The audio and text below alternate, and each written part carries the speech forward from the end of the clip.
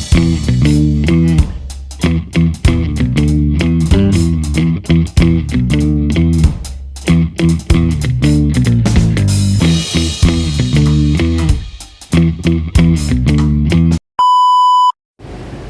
everyone! Good afternoon! I'm back! It's your Mama S. So, kamusta naman kayo? So, nandito tayo ngayon, syempre sa Starbucks ng Imperium Importer. Ayun. So, napaka-bongga. So, first time ko lang din nakarating dito. Syempre, napakaganda ng overviewing dito. Nakikita ninyo yan?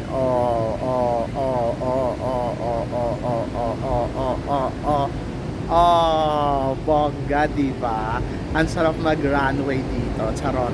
So yun, so maganda. First time ko lang kasi nakaakyat dito. At ang ganda talaga, sobrang winner. So yun, so gusto ko mag-photos. Yon. So, nalibang ako. So, minute ko kasi dito si G. San Pedro kanina. At dito kami nag-coffee and then nagkwentuhan. So, finally, na-meet ko na rin si G. San Pedro. Masarap siyang kakwentuhan in fairness. So, siguro dahil matagal na yung relationship namin, dahil siguro yung connection namin sa isa't isa, medyo matagal na. Pero in fairness dito ha, ang daming gwapo sa loob. Yes! Ay nako, nakakaloka. Ang chika natin for today, syempre, it's about boy. So yun, so sa atin ganun, Mama Sam, kamusta naman yung first experience mo noong nagdadalaga daw ako? Well, yung nagdadalaga ako, ang experience ko ay sa dalawang magkapatid. Oo. So, ginawa ko silang pareho. Yung kuya, saka yung isa kasi, yung nakakabatang kapatid. Actually, ang trip ko noon si kuya. Si kuya talaga yung gustong-gusto ko. Siya talaga yung gusto kong maka-tsoktsakan, charot. Siya yung gusto ko maka-virgin sa akin. Pero kasi, yung kapatid niya kasi, na kasing edad ko noong bata ako, so I'm only 14 or 15, ganon. Siya talaga yung namamanyak sa akin. Actually, may edad siya sa akin kasi ako, during at that time, 14 years old lang ako. Pero siya, parang nasa edad niya na, kung hindi ako nagkakamali, parang mga 16 na nun. Kasi parang 4th year high school na siya. Ganon. Tapos yung kuya naman niya, 17. Yung kuya niya, nung elementary ako, nakikita ko high school, sobrang gusto ko yung kuya niya. Sobrang kasing panalo. And then, medyo suplado yung dating. Oo, ganon yung kadatingan ng kuya niya. Pagkatapos, ito namang nakakabatang kapatid ay bongga, Diyos ko, dahil maano siya, maalindog. Ganon yung kanyang eksena. Pagkatapos, naalala ko noon, elementary ako, mga grade 5, grade 6 ako, lagi niya akong binubulungan. So at that time, second year high school na siya. Lagi niya ako, sabi niya, tara, magkita tayo mamaya, punta ka doon sa tindahan nila Aling Doring. Ayun, yung may tindahan kasi doon sa kanto, tapos may poste doon siya nakatambay lagi. Yung kuya naman, nakikita-kita ko lang.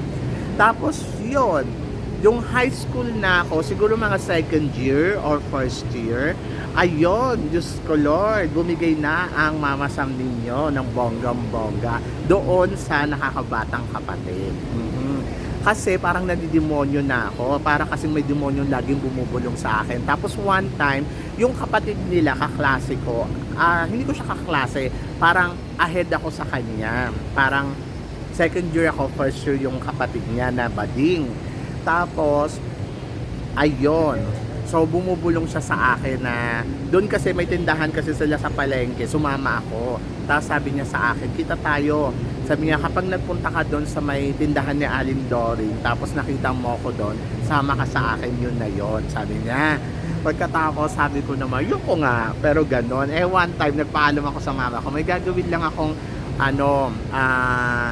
homework sa kaklase ko. Ganon.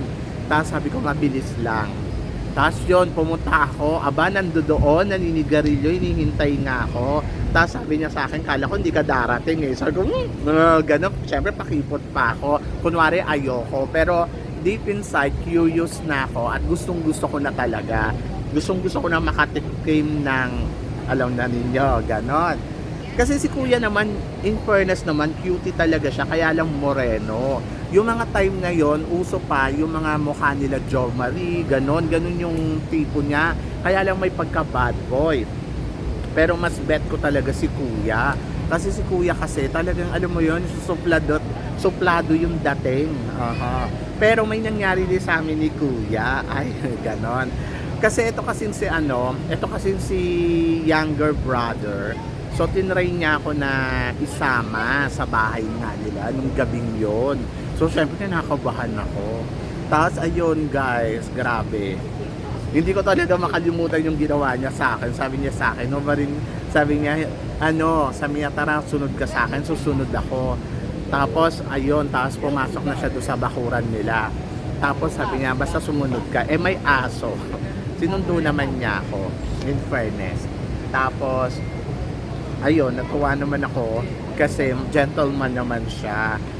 Hindi pa kami pumunta sa ganung parte. Pero, alam mo yun, yung grabe, hinubaran niya ako ng damit. Tapos, nilapang-lapang niya ako ng bonggang-bongga.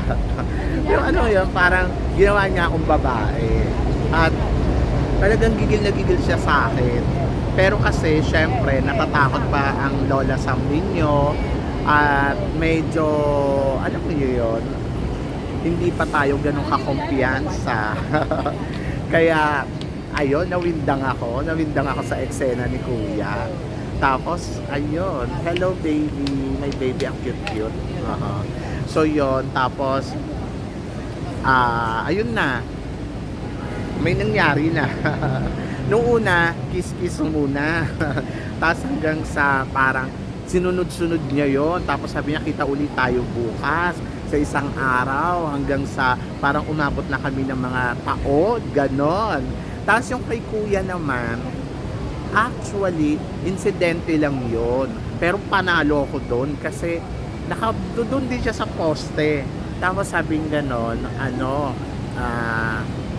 tara, sama ka sa amin, dalawa kami. Ganon. Sabi ko, yung ko nga. Tapos sabi niya, ano ka ba? Sabi niya, maglalaro lang daw kami ng computer sa bahay nila, sa bahay din nila.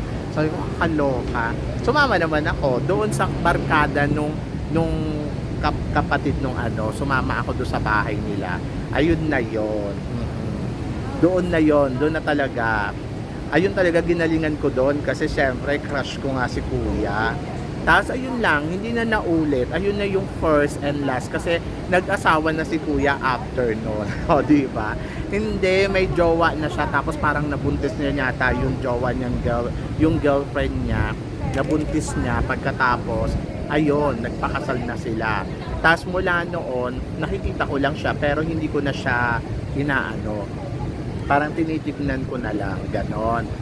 Pero na-enjoy ko siya at ninamnam ko talaga yung momentum yon. Hanggang ngayon hindi ko talaga makakalimutan kung ano yung mga pinaggagawa namin, ganon. Ayun yung experience ko nung first time sa magkapatid. Pinag-anuhan nila ako, charot. Nilaspag nila ako ng bonggang-bongga. Pero, syempre, ganun talaga para namang ikaw wala ka namang experience na ganyan. So ikaw naman, chika mo naman kung ano yung first time mo. Kasi chinika ko na yung first time ko, di ba? So yun, so sa ngayon hindi ko na sila nakikita at kahit makita ko sila hindi ko sila papansin, charot. Iba na yung taste ko, charot. Pero nakakatuwa. So yun, so ang ganda dito, promise, ang ganda ng views. Tapos ang gwapo ni kuya. Ayun, may baby. So yon, so ayan yung kapaligiran dito. Ang dami nagpipicture dito kasi nga panalo yung views and maganda. Di ba? So yon, so sana na-enjoy niyo yung chika ko for today. Ganun lang yon, ganun talaga guys. Huwag tayong magpaka-ipokrita. May mga experience tayo na hindi natin inasahan pero gustong-gusto natin. At syempre, hindi natin makakalimutan yung memory. Ayun yung importante, yung memory natin doon sa mga naka-experience natin.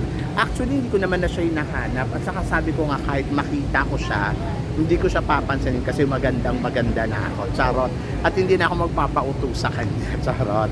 So, Balita ko wala pa daw asawa yun. Oo. Pero syempre, matanda na yun eh. Kasi matanda na rin naman ako ngayon.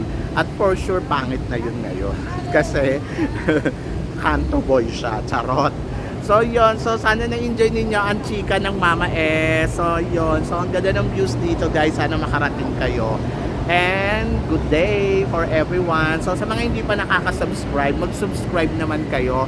At saka mag-comment lang kayo kung ano ang gusto ninyong mga content na gawin natin. So maraming salamat guys, paalam!